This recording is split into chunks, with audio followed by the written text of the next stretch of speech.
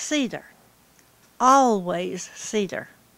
Fir trees didn't grow in Iredell County, and George never considered pine or hemlock, which suited me fine.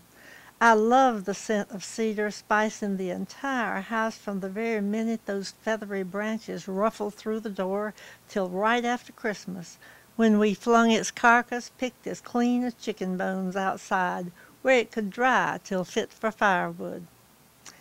In early years he'd combine his search for a tree with a hunting trip, return grinning, tree on one shoulder, rabbits on the other.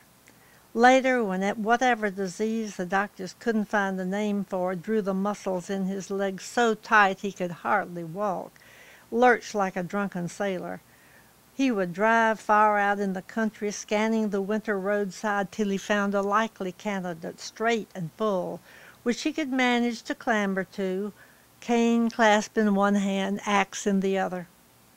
Never paid or asked permission, Lord, why would he? We were all tree poor those days, wouldn't miss a cedar more than a dandelion. Nobody thought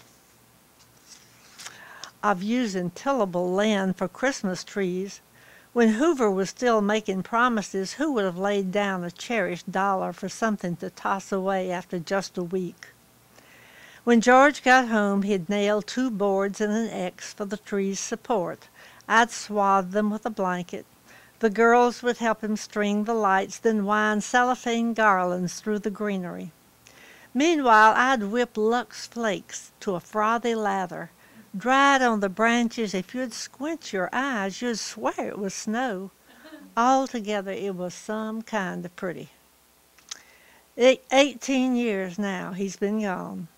At first, my boys still at home, I'd buy a tree, resenting every dollar, fix it up the best I could all by myself. Then later, hoisting trees got to be beyond me. I purchased one advertised as everlasting. Needles, branches, trunk, all aluminum.